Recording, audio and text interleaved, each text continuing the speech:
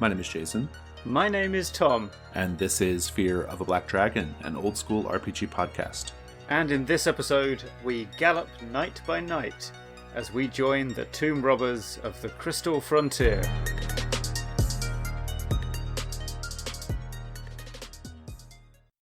Our first segment is a basic crawl. Tomb Robbers of the Crystal Frontier is a 60-page adventure for old school essentials. It was written and has art and layout by Gus L., with editing by Nick Whelan and Ava Islam. You were lured from the stews and gutters of the world by promises of easy wealth. You've signed on as a treasure hunter, a gem robber, with the band of the scholar Adipose Mab. Your travel and equipment costs are paid in exchange for your labour. The profits of your first delve belong to Mab, though the unctuous scholar promises a bonus and a map to other sites, if you do well. The text begins with a section called How to Use This Book, where it discusses various level requirements to run the adventure and other technical details. From there, we have a section called The Scholar, where we learn about the aforementioned Adipose Mab and the mule train the player characters are travelling with. This includes a section on mule train gossip, as well as a detailed explanation of the character's financial arrangement with Mab. This section also has a sidebar on the basics of the dungeon crawl playstyle. Next come both top-down and isometric view maps of Merkvi's Rock, an underground crystal tomb that is the principal adventuring location. And next is a section that includes some information about accessing Merkvi's Rock, as well as random encounters and signs and omens. The bulk of the text is dedicated to the keyed locations of Merkvi's Rock. The dungeon is actually the crystalline palace/crypt of a group of extraterrestrial Empyrean royals. Some highlights of the dungeon include the Mirror of the Past, a dangerous puzzle that gives glimpses of the history of the Crystal Tomb. Merkvi's Camp, which are the remains of the last group to go exploring here. The terrifying Insisted Beast. Some puzzles involving the Empyrean King's Mark. Treasure-laden crystal coffins. A creepy figure called the Stylite who is trying to bring the king back to life. The excellent geode grave filled with hundreds of crystal-encrusted undead. The sealed tomb, and a couple of large Dark Souls-scale guardians. Next in the text comes a section called Concluding the Adventure. We also have some appendices. One on the Oculiths, which are magical stones that are the primary treasure in the adventure. One on the various factions in the adventure. One with key magical items that can be found. And one on Scarlet Town, a sort of home-based location for adventures in and around the Crystal Frontier. The text concludes with some referee handouts and an expedition tracking sheet. Tom, let's talk about our bona fides here. So I've run one session of this using my D&D, but with AK-47's game Revolution Comes to the Kingdom. It certainly was for that session anyway. And I think this is not a one-shot scenario. We got through the main mission, I would say, but I don't think we explored that much of the peripheries, and maybe we'll talk a bit more about that afterwards. But so one session for me. How about you? I played 3 sessions using Trophy Gold, and we got through just about everything in 3 sessions. I think we did about 90% of Merkvi's Rock, and we didn't spend too much time on the caravan mule train part, and we didn't go to Scarlet Town, so it took us about 3 sessions to do the sort of lead up and then the actual dungeon itself.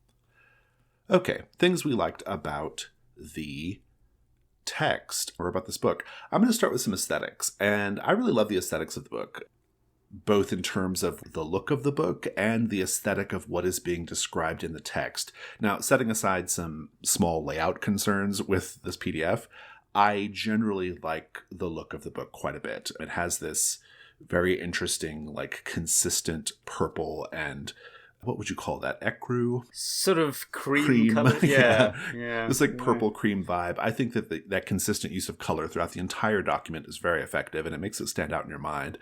The overall vibe is very much like a Western smashed together with VHS-era science fiction, and I really love that. And in fact, if you look at the cover of the book evokes that really, really well, because the cover looks like the cover of a VHS tape or like the cover of an old Western paperback novel. It even has like distressing on it, which is a little cheesy in some ways, but I think it kind of sells the idea. I love the cover. The color palette there is great for me. I love how ornate the hilt of the sword that's in the foreground is, because that sort of paints it as away from your sort of standard D&D fantasy. It's not a broadsword or anything. It's clearly like a duelist's sword, like a rapier or something. Yeah. I really love the cover. Although I don't love the color palette in the interior of the book as much, maybe. I don't know. It's just that's a personal... Yeah, everybody has their preferences. But I love the cover. Yeah, exactly. It worked for me just because, to some degree, it's like you have so many adventure PDFs and modules. This stands out. Exactly. I've never seen this combination of colours in a thumbnail on Drive-Thru RPG. And also, you mentioned it. It has that VHS sci-fi thing. It's like when 1980s video games would have this amazing cover art that was not at all replicated in the blocky graphics of the game that was inside the packet. And that's it has that thing as well, like that sort of the Outrun setting sun, like with the pixelated stuff. But really cool cover. And you're right, that aesthetic that you see on the cover really comes through in the text and like the setting material that's in there as well. I think it's great. Yeah, I love the setting a lot. So this is the Crystal Frontier is a land dotted with these enormous purple crystals. Once you get inside the purple crystals, and we only get one in the adventure, but the assumption is that you might make this an entire adventuring setting, you have this sort of like crystalline eeriness that is always well described on the page. There's a really good like one-to-one match of like the exterior of the module, like the physical product, and like what is being described in the text. And it's a vibe that works for me really well. Something that I think is worth pointing out here, because it is such a really specific aesthetic and feeling, especially with the sort of like frontier vibes and the more like science fiction-y elements, there is a possibility that it may not be a great fit for every campaign world. But I will say that the fact that it is described as this remote frontier land, I think actually lets it exist pretty easily in lots of different campaign settings, don't you think? Yes, exactly. It can be far away from wherever your campaign is set, and you go there on purpose. And there's also a thing I think we haven't mentioned yet, is the crystals, they fall out of the sky from space as well. And that, I think, means that not only can the Crystal Frontier could be a distant location in the same world as your existing campaign, but it also makes it possible to bring in lots of those trans-dimensional OSR modules into the frontier, like for example Super Blood Harvest or things like that, right? So anything that involves a traveling space fortress, basically, it would work. Which now that I think about it, is quite a lot of OSR modules. It really is. That'd be pretty good. Yeah, because anything can be inside those crystal tombs. Exactly. Right? That's exactly right. Yeah, you know, Ravenloft could be in there. Anything you want. So yeah, it's pretty good. So and then the Western Frontier part is sort of combining not just the colonial borderlands of the Old West or of a Wild Eastern Soviet film in Siberia or something, but it also has, because the crystals are poisonous when shattered, it has that whole kind of, what are the Chernobyl cleaning guys called? Liquidators. It has that sort of grim, again, VHS era sort of horrible Cronenberg-esque sci-fi undertone as well. The fact that like the crystal is poison, and if you break it, it breaks up into poisonous spores or whatever, is a really, really excellent general problem in the dungeon, right? Like, it's a constant worry in the dungeon, and it affects the way you have to interact with it and the way you have to solve problems. And I assume Gus intended it to be this way, but it feels almost like an ongoing like puzzle / problem that you have to kind of deal with, and it affects like every encounter, and it affects every obstacle you have to overcome, and I really like that about it. Yeah, so I think it's one of those design for emergence things like we talked about with Winter's Daughter, where like changing the bodies of the PCs affects how they interact with the specific rooms in different ways. And so here, like the poisoning is a way that you can have been changed by the time you get to, or indeed re-enter a room, as you say, it's sort of a way of unpredictably altering how you interact with things. So that's a good bit of dungeon crawl design, basically. Yeah, absolutely. Yeah, so the general vibe, general aesthetic, I really love that. Let's talk about some other things that we liked about this particular adventure. I will tell you, I think that the choice that the players have to fundamentally make about whether to honor their deal with Mab or whether to cheat her is very salient, and it's well supported by the structure of the dungeon. Because the way it kind of works, listeners, is you arrive at this like crystal structure, this Merkvi's Rock, and Merkvi is the leader of the group that came before. And there is a shaft into the rock that Merkvi made, but Mab considers it like a not good shaft. It's like structurally not good or something. And so she wants to dig her own. And so she has her guy dig one. That shaft is theoretically your only way in and out. And your deal with Mab is that you give her basically everything you find in the beginning, or like you get like a 10%. You get like 10% of it or something. something. Yeah. But in exchange for you doing this, for like mapping the area and bringing the treasure back up, she will tell you where to find other places like this. So you're like, she's kind of dealing in her knowledge. But it's interesting structurally because you can go down into that shaft and come back up that way as much as you want, as long as you're willing to give up a bunch of treasure to Mab. Yeah. Or you can cheat her and try to come up the other shaft, or the one that Merkvi made. Or theoretically, there might even be other ways to cheat her by hiding things and coming back later and grabbing it or something. It's an interesting conundrum, and it's fun to watch the players work that out and how they're going to deal with Mab and this deal that they're making. It feels like a real choice, and it's really good. Yeah, it is. And actually, I think the real strength of this that we found in play is it's that context, the interaction between the surface and the dungeon. So the player characters are pretty autonomous inside the dungeon, but they're constantly having to negotiate and decide what to do with the surface in terms of like Mab and their deal. And it was actually very compelling, this whole thing. Like, I genuinely don't think I've seen or experienced in my dungeon crawling days the whole conversation that the party had with the guys up top, like yelling up the shaft to like negotiate for them to send more stuff down. And they're like, well, have you got any treasure yet? Yeah. That was just really cool. And it plays out in other ways as well. Like the actual deal is map the tomb, and if you bring back treasure, they'll check what treasure you've got and take most of it. But having a target of, it says about 10 rooms, that came up in play as well. It has this concrete thing, and the players actually said things to each other like, well, we just need to do 2 more rooms, and then we can go back and get our stuff. And that's amazing, because that's, of course, you're having that conversation at the point where things are getting a bit dangerous. Right, yeah. And you're about to run into something nasty, as it turned out. And that's really interesting. If it had been more open-ended, I think that wouldn't have been anywhere near as compelling. The fact you've got a concrete goal, I think that 10 rooms has been play tested as well, because that's slightly too much to do carefully it is. In one session, right?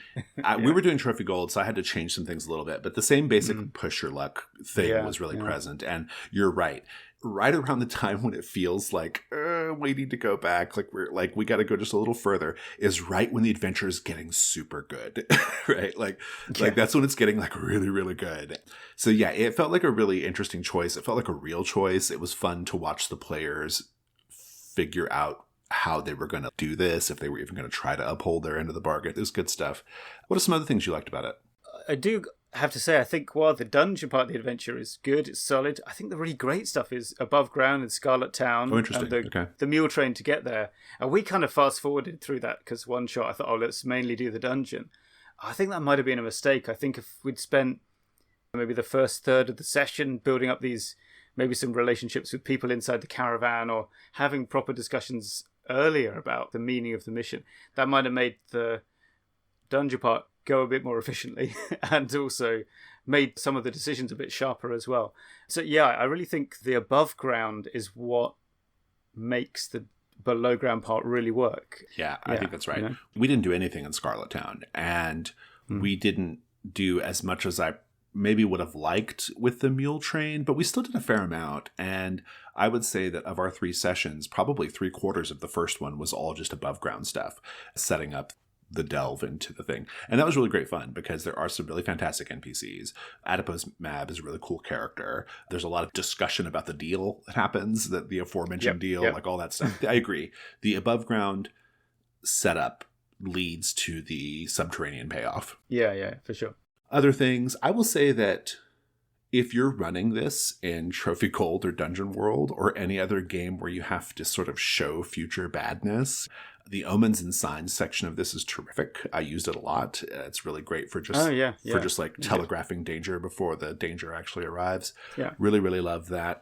I also quite liked the one-line summaries of the keyed locations that are beneath the location name. That really worked for me. So basically the way it works, listeners, is you've got the name of the location in the dungeon, but then it has like a single line that summarizes almost like in an abstract way, like what is in that room.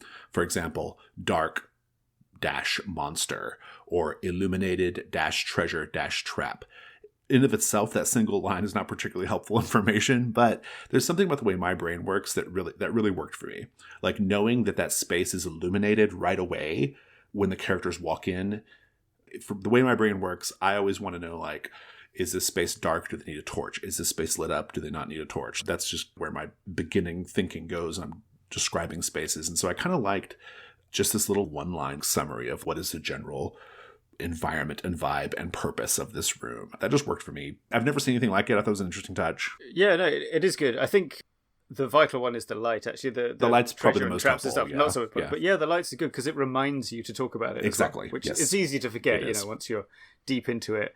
That was really nice. Well, it's especially important in this dungeon because this dungeon does have spaces where the above ground light does get in, right? Because it's like crystalline. And so like... Well, except that's the thing, it reminds you there are gaps exactly, as well, yeah. Right. And actually on the functional thing, I used the expedition tracking sheet. That was very good. It's pretty cool, yeah. And what else? I was sort of from partly text, partly functional thing.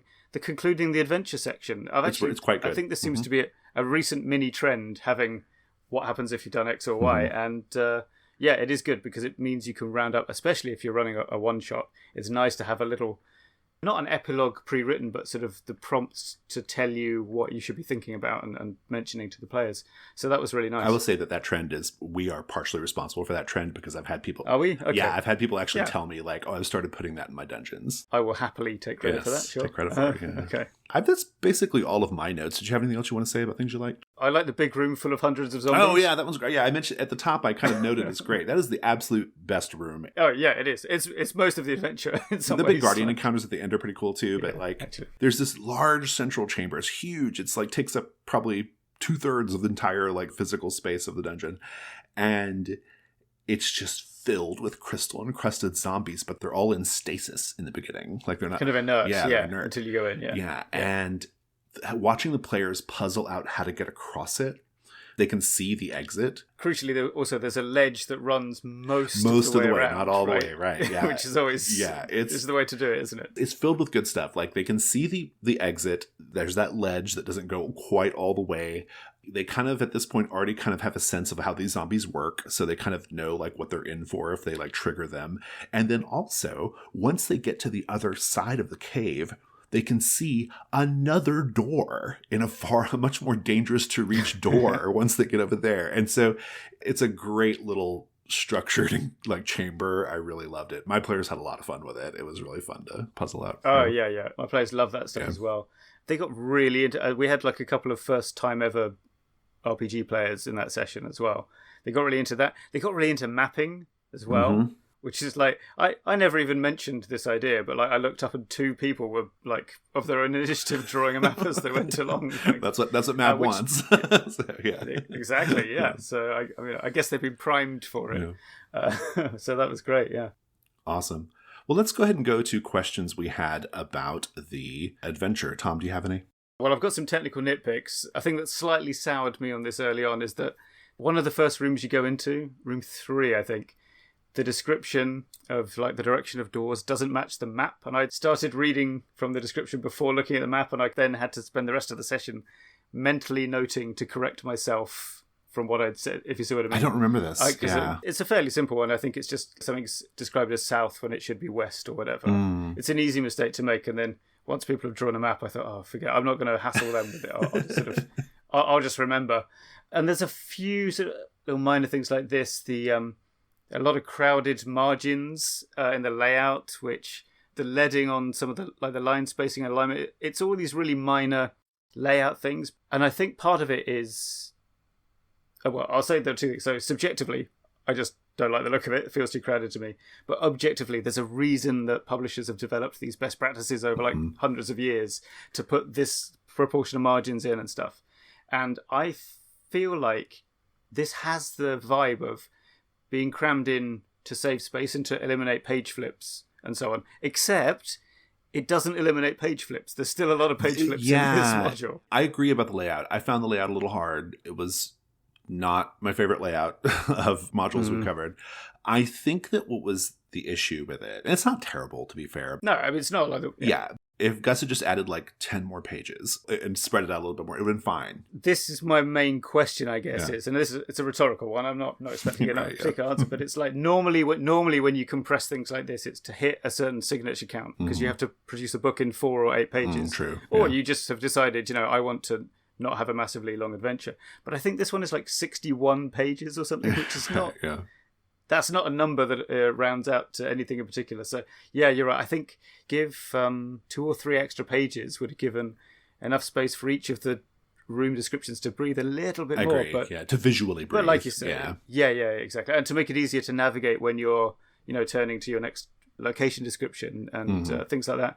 But this is a fairly minor It's a pretty minor point. I have to say. Yeah. But we're here to do the thing. So, we do the thing. That's right. I have a question. Is it more interesting if Mab doesn't know about Murkvy's junk shaft in the beginning? The text says that she sees it and posts a guard at it.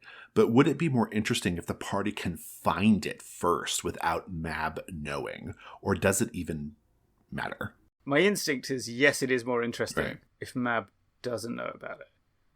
But having said that, it is only one guard, and maybe if that guard can be negotiated with, or even actually halfway between the two, what if the party would find it, maybe emerge from it, but someone from the camp that isn't Mab sees them? Right. Then that's an interesting. That's basically what happened in our session. In our session, the characters found it, but then because I wanted to honor the idea that they shouldn't have just complete free and clear access to this other manner of egress, I had just like a camp busybody find them finding it, right? And so, they had to kind of work out a deal with him. But it's interesting, and I'm very curious about it from a design standpoint. It feels very intentional the way that is set up, and I think you're right. I think like the fact that it's just one guard she posts is probably, there's still some danger if the characters try to leave via that shaft or enter via that shaft, I suppose. But maybe not so much that they won't try. It kind of gives them, I guess it kind of creates more choices. But anyway, I thought it was interesting to ponder. Any other questions? No, that's it from me. Let's go to the Chain Lightning round. Kick us off, Tom. Tomb crystal is magically poisonous when shattered, but specialist gem cutters can find the natural fracture lines to safely open the tombs. A crowned king slumps on his throne in the dark. He coughs blood into his sleeve, eyes wild. A gilded guard and silent concubines stand at his side. I love a decrepit old king. Those are the best. And some extreme hammering home of a colour palette point here. Atop the sanguinary earth and beneath the cliff of red rock is Scarlet Town. Speaking of Scarlet Town, quote, there is one town of note on the Crystal Frontier, Scarlet Town, a boom town where oculiths are traded and tomb robbers can waste their wealth. It's not safe, but it's safer than the small hamlets filled with inbreds, cannibals, cultists, and lithwites. Jolly's scarred visage and diamond-studded smile, worth 3,000 gold pieces, are well known in the gambling and burlesque houses. He claims to be everyone's friend, but is a sore loser, grudge holder, poisoner, and cheat. Of one of the random monster encounters, a spider web of crystal in the shape of a woman, a razored dream, a sound that cuts, a mineral ghost. Alluring, bewildering, the hunting echo floats on the tinkling music of glass chimes. Let's go to the expert delve.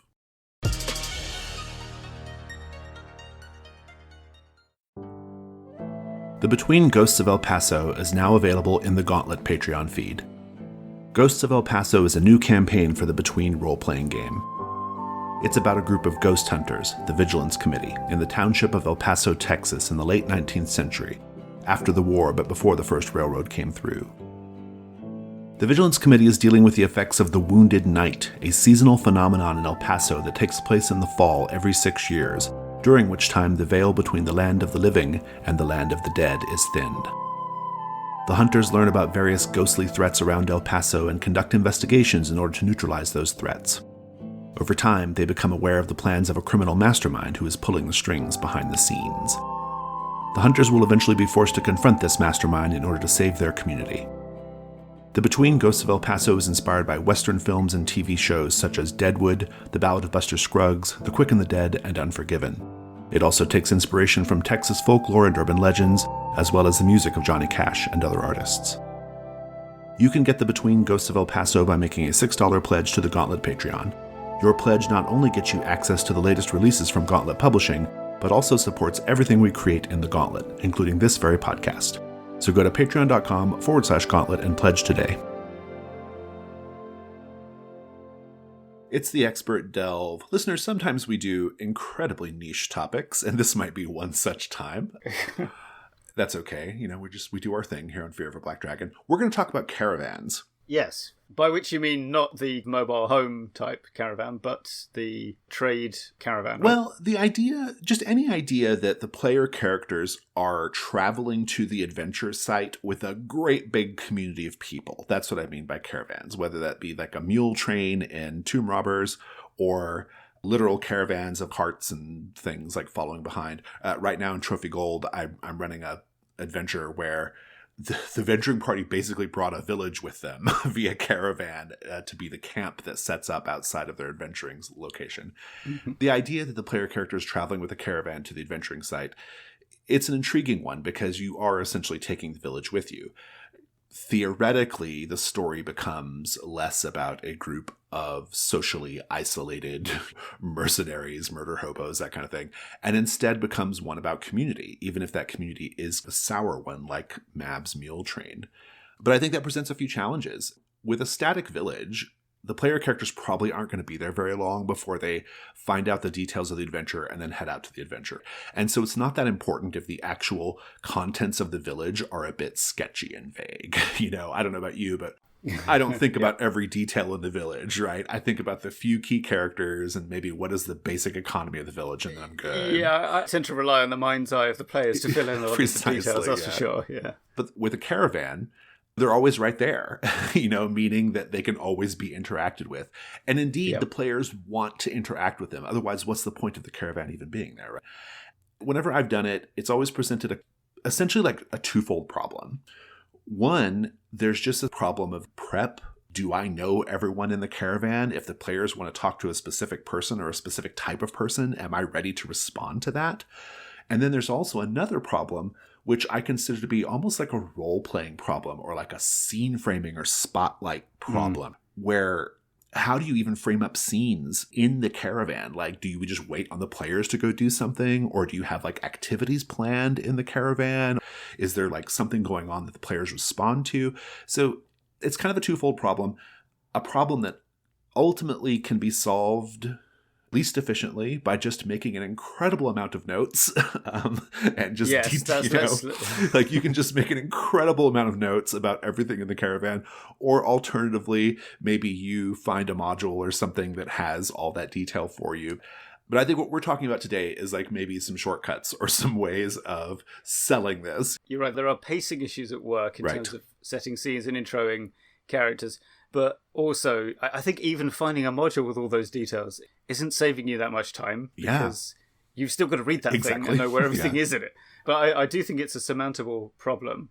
Part of it is, well, you mentioned just now, like the idea of finding certain types of characters. And I think that's valuable, is for the GM perhaps, as like a preliminary thing to say before we talk about more specific ideas, is that it's worth the GM and even the players, if you're talking about setting this up as your campaign frame, thinking about what are the questions you're going to need to answer, like who reshoes the horses or who packs up the tents when it's time to move on, and whether those are questions you're interested in answering or not. Or do you want it to be like a sort of higher fantasy level, for example, who's the Caravans wizard, thinks, Right, yeah.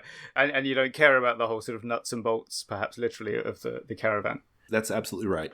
So I noticed that helpfully, our respective notes each solve, or at least attempt to solve, one of these basic problems that I've identified.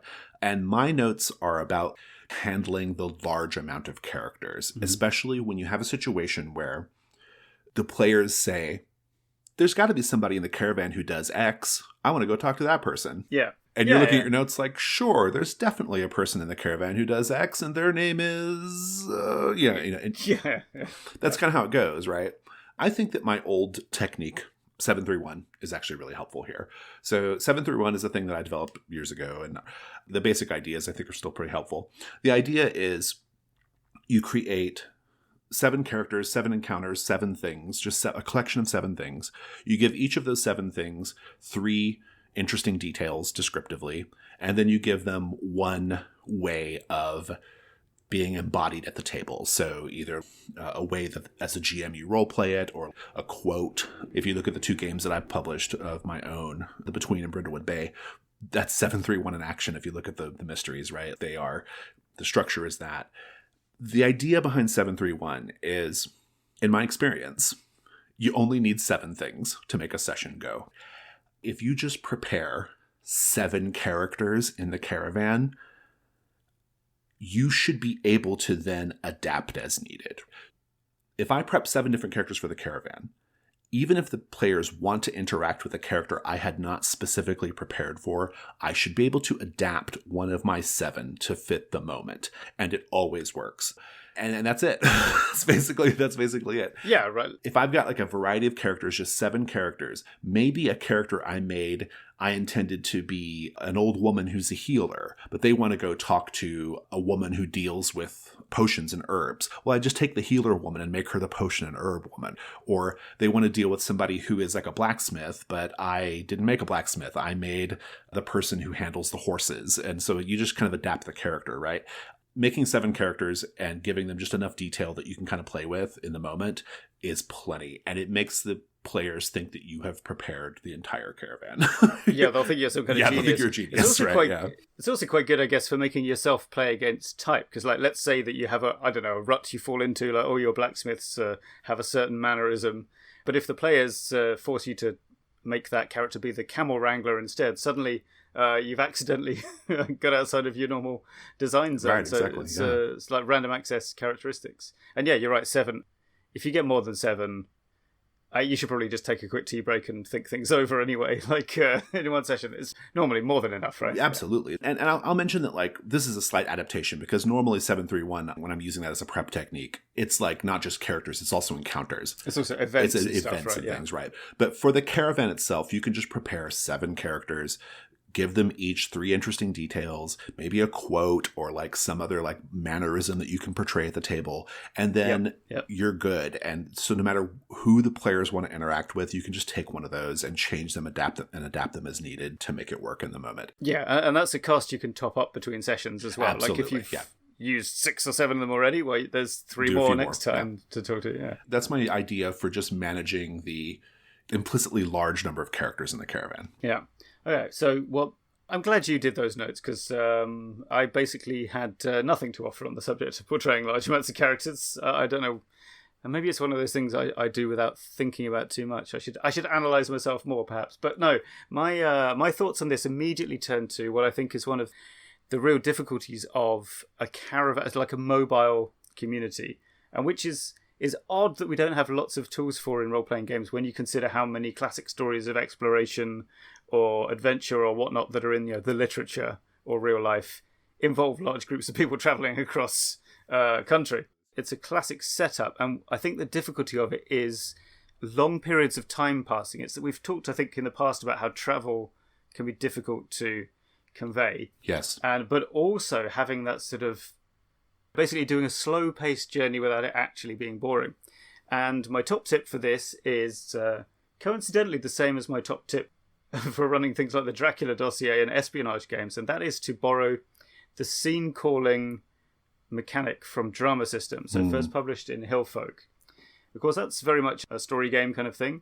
But when we talk about scene calling, the way it works is this. So you're essentially going to take it in turns to say, what's the next thing that happens? And if it helps people, because sometimes when you go to, hey, what's your character doing now? They don't know. You can phrase it as, if this was a TV show, what's the next thing we would see your character doing?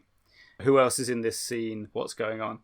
And this is a way you'll find helps you to naturally pace things along your journey in its different stops. Specifically, the mechanism is this. The GM goes first, because they get to setting off on the journey or whatever, the initial scene of the session. Then you need to make index cards or just playing cards, and everyone picks a number, one for each player. Randomize that and flip the cards and say, if it comes up Jason, then Jason, it's your turn. It's your character has to be in the scene, and you say who it's going to be. Now, it might seem a bit odd to randomize this when you could just go around the table in order. But when I was playtesting my drama system-based game Malandros, I found that there were some issues that come up with this method. And this is the reason it has to be random. Keeping it random keeps everyone engaged because they don't know when their scene's coming up next. And if sort of infighting has occurred, it can be quite important whose scene is next, who gets to say what's going to happen. If one person wants to prepare before the party that night and another person doesn't want them to be ready, well, they can just call the party before it happens. So that's a bit of out-of-character fun. But when you know that it's not your turn for like 3 goes, it's easy to kind of tune out and start like not paying attention. Another rule that is in Malandros, which I think is important, is you can't skip your go. I found that if you're allowed to say, oh, come back to me later, or I don't want to have a go, then you find yourself getting left out of the choices, and that's no good either. And rule number 3, this is very important, and I think quite a good rule of thumb for any time a player is a bit stumped. No one is allowed to offer advice until that player asks for some advice. Because otherwise you get a bit of armchair quarterbacking. Yeah, hey, you can do this and that. Like, especially for less confident players, they can get a bit browbeaten. But all of those caveats dealt with. The GM goes first, everyone gets to go randomly for the players, and then it's the GM's go again. So the GM is in charge of having that steady, maybe progress through the journey. Players might choose to say, oh, in our next scene, we're riding over the ridge and we're moving into the next valley on our journey. But if they don't do that, then it's the GM's job to do that. And then the players get to call whatever scenes they want. They want to go and have a conversation with the camel wrangler or the healer lady, or they want to talk to each other. Maybe they want to go and explore some side site that's on the route.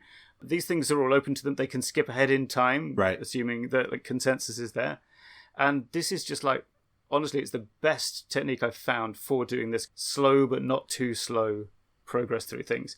And it creates, because of the cyclical nature, the GM, then 1, 2, 3, 4, however many players, and GM again, it gets you into that, what happens in real life of having a rhythm of travel, like a routine. Every day you get up, you get on the horses, you ride off, you camp again.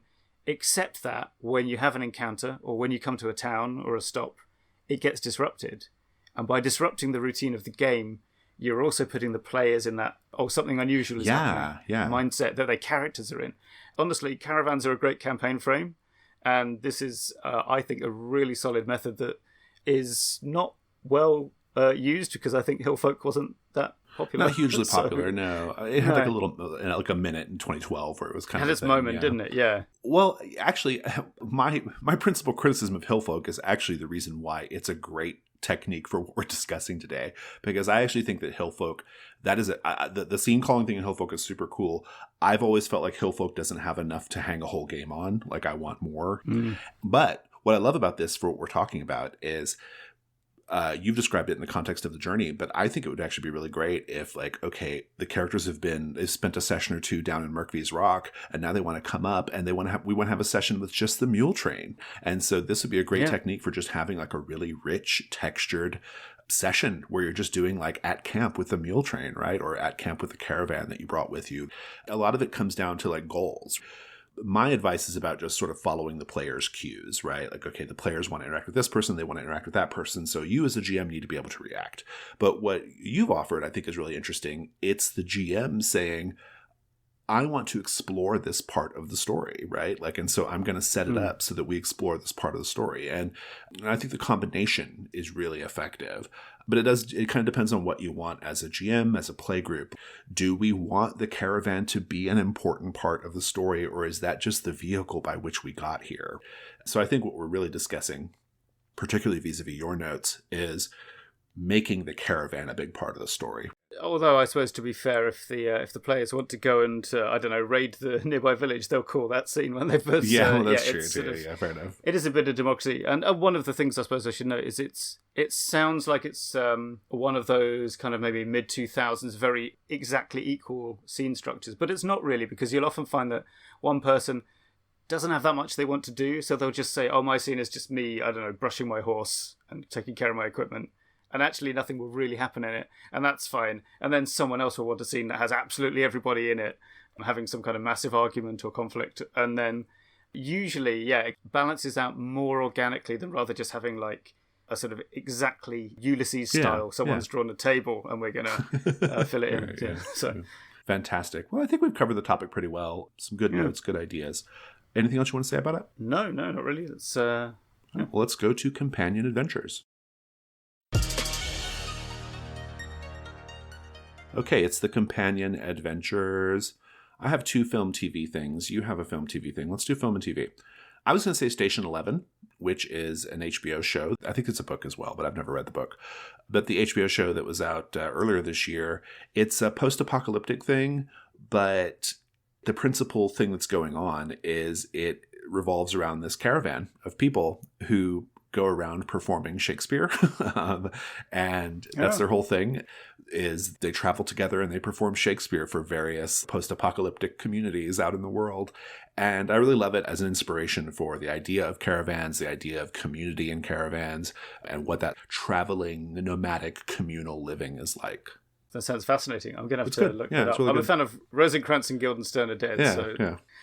So my recommendation, I don't know if it's entirely a recommendation, because I haven't read the comics, and both the film and the TV show have some weaknesses, but Snowpiercer, which is another post-apocalyptic thing, set on a train that, through the power of Deus Ex Machina, is going round and around the earth over and over again, and the rich people live up the front in the fancy carriages, and the poor people live at the back in the awful carriages, and it's literally a moving community with all of that entails. It's like a really attenuated, exaggerated version of the mule train, right? So what I'm recommending it for is not so much the actual setup as just the idea of, if you look at the ways the characters interact with each other and have conflicts or agreements and so on, and how they relate to each other emotionally within a given episode of Snowpiercer, that's actually probably a pretty good model to use for some caravan plots, and for setting up your 731, like when you're doing the desires and drives of your different NPCs, a cross-section of the kind of the types you see there would be pretty good. I have not seen the show, but I love the movie. Tilda Swinton is amazing in that. I love the character that she plays in that. Have you ever seen the YouTube theory that the movie Snowpiercer is a sequel to Willy Wonka and the Chocolate Factory? I have not, but I mean, it's incredible. Go watch it. Clearly, I'm going to go. You have to go watch it. It's very, very good. I have another film TV recommendation, which is I've probably recommended before. I don't know. But I'm going to say Deadwood for Scarlet Town. Frontier towns, to me, Deadwood is like one of the best representations of a frontier town. Let's do some other recommendations. I actually have a couple of recommendations of Fear of a Black Dragon. Some past episodes we've done.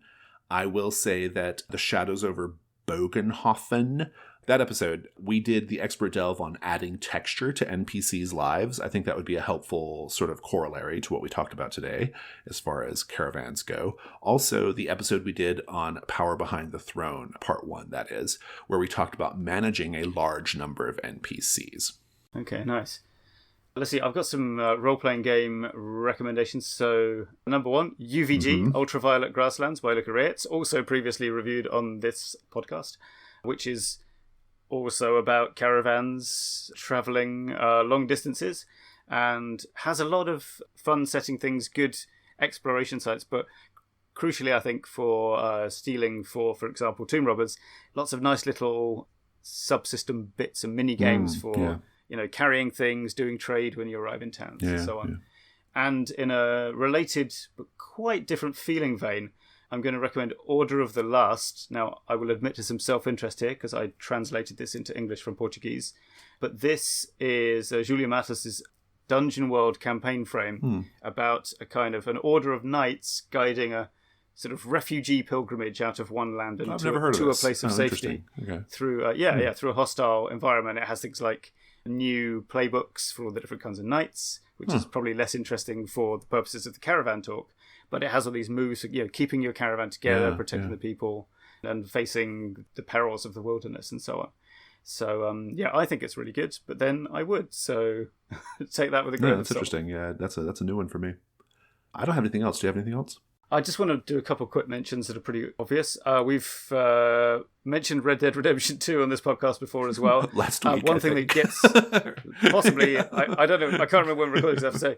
One thing we didn't mention it for, though, is that the setup is you're in a caravan of people traveling around the West. And actually, a lot of those camp scenes are really fun. They're so slow, like nothing's really happening. You're just hanging out. Some with of the best parts of the NPCs. game. Yeah. In fact, some of my regrets from that game are where I sort of let the party scene end to. I was like, oh, I better go and do something, and then I realised, oh no, I can't go back and do it again. It's only on one night. And then one of the classic recommendations for radioactive explorations: the novel Roadside Picnic by the Strugatsky brothers, or the film Stalker, directed by Andrei Tarkovsky, about going into a weird. Well, it's based on the. What's it called? The exclusion zone around Chernobyl, but the actual things that are inside are these alien artifacts, and that I think that must be one of the inspirations for the Crystal Frontier, right? I mean, I think it probably is. The little zombie things coming out and so on. Similar vibes in some ways. And I liked the novel, but I really like the film, so I recommend that. Fabulous, very highly. Fantastic. Yeah. Listeners, that is our show. Fear of a Black Dragon is a production of The Gauntlet. You can find The Gauntlet on Twitter at GauntletRPG. Our website is gauntlet-rpg.com. And you can support the show financially by going to patreon.com/gauntlet. Tom, thank you so much. Thank you very much, Jason. Thanks also to our itinerant editor, Rich Rogers. And thanks, listeners, for listening. Take care.